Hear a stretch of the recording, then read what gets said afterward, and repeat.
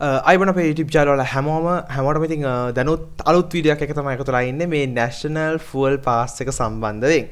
ඉතින් මේක ගැන මම වීඩියෝස් 3ක් කරා අපේ YouTube channel එකේ.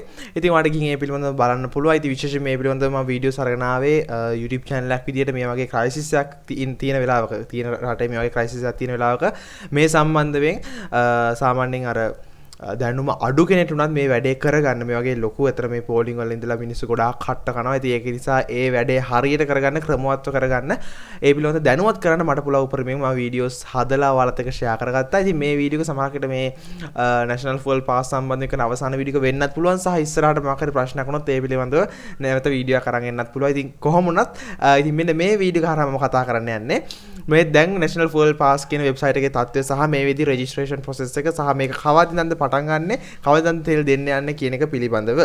ඉතින් මේ විදිහ මම Android වැඩකාරයෝ කියන සයිට් එකේ අප්ඩේට් එකක් තමයි ඔයාලට දෙන්න යන්නේ. ජාතික ඉන්ධන කාඩ්පත් National Fuel Pass ගැන කතා කරද්දී දැන් මේ වෙද්දි පළවෙනි දවසේම මේක මිලියනයකට වඩා අධික ප්‍රමාණයක් මේක කියන්නේ 16 වෙනිදාම මේකත් එක්ක රෙජිස්ටර් වෙලා තියෙනවා. ඉතින් මෙන්න මේක ගැන මම එදා වීඩියෝ එකේදී කිව්වා පළවෙනි දවසේම රෙජිස්ටර් වෙද්දි ගොඩක් ලොකු ප්‍රශ්න ගොඩක් අයට අවිල්ලා තිබ්බා. ඉතින් ඒක හේතුව මේකේ ට්‍රැෆික් එක 1 මිලියන් වගේ රෙජිස්ට්‍රේෂන් ප්‍රොසෙස් එකක් යද්දි ගොඩක් වෙලාවට මේක ඩවුන් වෙන්න පුළුවන්. පස්සේ මේක හරි ගිහිල්ලා තිබ්බා. මේ වෙද්දි ගොඩක් වෙලාවට දැන් සයිට් එක යථා තත්ත්වයට පත් වෙලා කියලා ගොඩක් අය කියනවා. සහ මෙයාලා සඳහන් කළා මේ වෙද්දි හැම එකක්ම ගැටලුව ලියාපදිංචි වීමේදී යම් ගැටලු ඇති වූ අතර මේ වෙන විට ගැටලු සියල්ලම බොහෝ දුරට විස්තර තියෙනවා කියලා මෙයාලා සඳහන් කරලා තිනවා. ඉතින් ඒක නිසා දැන් ඔයාට හරිම වෙලාව මේ වෙද්දි National Fuel Pass එක ඔයා තාම හදාගත්තේ නැත්නම් දැන් අනිවාර්යයෙන්ම National Fuel Pass එක හදාගන්න. මොකද ඒක ඔයාට වැදගත් වෙයි. ඉතින් National Fuel Pass එක කොහෙන්ද හදාගන්නේ කියන process එක සම්පූර්ණයෙන්ම ඔයාට A to Z හැම කොටසක්ම මම මේ වීඩියෝ එකේ කතා කරා. සමහරවිට මම කලින් වීඩියෝ එකේදී කතා කරා. comment section එකට එන්න මම එතන comment එකක් pin කරලා තියන්නම්. ඒ comment එකේ ඔයාට බලා ගන්න පුළුවන් link එක. ඒ link එකට ගිහිල්ලා ඔයාට සම්පූර්ණ වීඩියෝ එක සරල භාෂාවෙන් ඔයාට තේරෙන විදිහට මම සම්පූර්ණයෙන්ම කරලා පෙන්නනවා. ඒ විදිහට ඔයාලා register වෙන්න අවස්ථාව තියෙනවා. ඉතින් ඊට පස්සේ ඒකත් එක්ක පෙර නැගින ගැටලු සහ ඒවට කොහොමද පිළිතුරු හොයන්නේ පිළිබඳව මම තවත් වීඩියෝස් 3ක් කරලා තියෙනවා. ඒ වීඩියෝ සම්බන්ධව ලොකු අවධානයක් දෙන්න. ඒවත් බලලා ඔයාලට පුළුවන් හරියටම වරදින් නැති වෙන්න මේ registration process එක ඔයාලට හරියටම කරගන්න අවස්ථාව තියෙනවා. ඉතින් ඊළඟ ප්‍රශ්නේ කොහොමද මේකේ මේ තෙල් ප්‍රමාණය කොහොමද බලාගන්නේ සහ තෙල් QR code එක ගන්න කොහොමද කියන එක මම කලින් වීඩියෝස් වල කතා කරපු නිසා මම දැන් කතා කරන්න යන්නේ නැහැ. ඉතින් ශ්‍රී numbers කොහොමද register කරන්නේ කියන එකත් ගොඩක් අය අහලා තිබු ප්‍රශ්නයක්. ඒකටත් මම කලින් වීඩියෝ එකේදී ඔයාලට සඳහන් කරා. ඉතින් YouTube channel එකට ගියොත් ඔයාලට සම්පූර්ණ මේ විස්තර බලා ගන්න පුළුවන්. මේ හැම දේ ගැන මම explain කරලා තියෙන්නේ.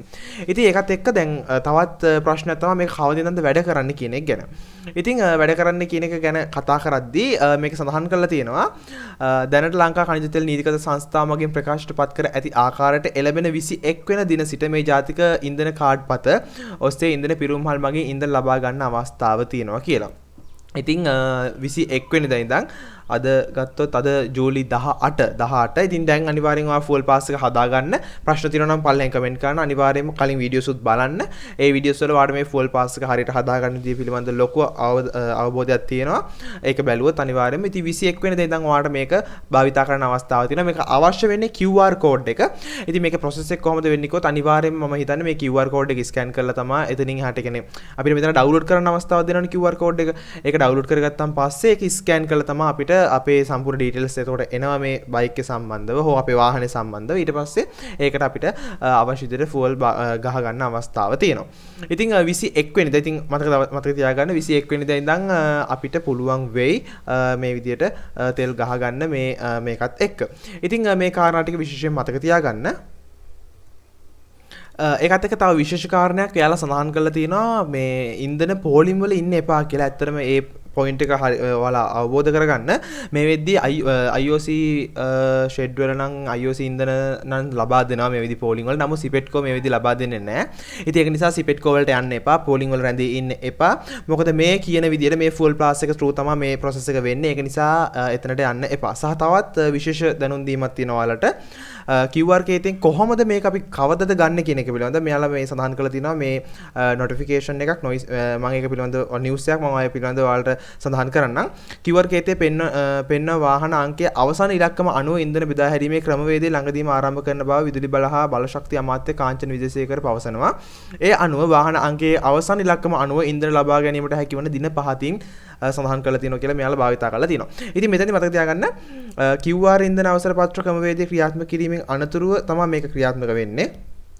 එක් වාහන කාණ්ඩ සඳහා ලබා දෙන ඉන්ධන කෝටාව සම්බන්ධයෙන් ඉදිරි දැනුම් දීමක් බව ඉදිරියේදී දැනුම් දෙනවා කියලා එයාලා සඳහන් කරනවා. ඉතින් මේකත් පොයින්ට් කරගන්න 012 කියන අවසාන කියන්නේ ඔයාගේ නම්බර් ප්ලේට් එකේ අවසාන ඉලක්කම් 012 නම් සඳුදා සහ බ්‍රහස්පතින්දා දවස්වලත් 3 4 5 නම් අඟහරුවාදා සහ සිකුරාදා දවස්වලත් 6 7 8 9 නම් බදාදා සෙනසුරාදා ඉරිදා කියන දවස්වලත් ඔයාට ඉන්ධන ගහ ගන්න අවස්ථාව තියෙන්නේ. ඉතින් 012 සමුදා බ්‍රහස්පතින්දා 3 4 5 අඟහරුවාදා සිකුරාදා 6 7 8 9 බදාදා සෙනසුරාදා ඉරිදා මෙන්න මේ දවස්වල තමයි ඔයාලට ඉන්ධන ගහ ගන්න අවස්ථාව තියෙන්නේ. ආයෙ මම කියන්නම් QR කේතේ පෙන්වන වාහන අංකයේ අවසාන ඉලක්කම අනුව මේ අවසාන ඉලක්කම අනුව තමයි බෙදා හැරීමේ ක්‍රමවේදය ඉන්ධන බෙදා හැරීමේ ක්‍රමවේදය ක්‍රියාත්මක වෙන්නේ මේ දිනයන් වලදී ඔයාගේ නම්බර් ප්ලේට් එකේ අවසාන ඉලක්කම අනුව. ඉතින් මේ පොයින්ට්ස් ටික හරියට වැදගත් ඔළුවේ තියාගන්න 21 වෙනිදා ඉඳන් බොහෝ දුරට අනිවාර්යයෙන්ම අපිට භාවිතා කරන්න අවස්ථාවක් තියෙයි. ඒ වගේම මේකෙදී ආයතනවලට වාහන කිහිපයක් තියෙන ආයතනවලට මේක රෙජිස්ටර් වෙන්නේ කොහොමද කියන එක පිළිබඳව ඉදිරියේදී යාලා දැනුම් දීමක් කරන්න අප්ඩේට් එකක් කරන්නම් කියලා තියෙනවා. ඒකත් එතකොට සාර්ථකව රෙජිස්ටර් වෙන්න අවස්ථාව තියෙන නිසා. ඉතින් මේ process එකේ සම්පූර්ණ අවසාන වීඩියෝ එක මම වෙයි කියලා මම හිතනවා. එහෙම වුණත් තවත් මොකක් හරි අප්ඩේට් එකක් වුණොත් ඉක්මනින්ම ඔයාලා දැනුවත් කරන්නම්.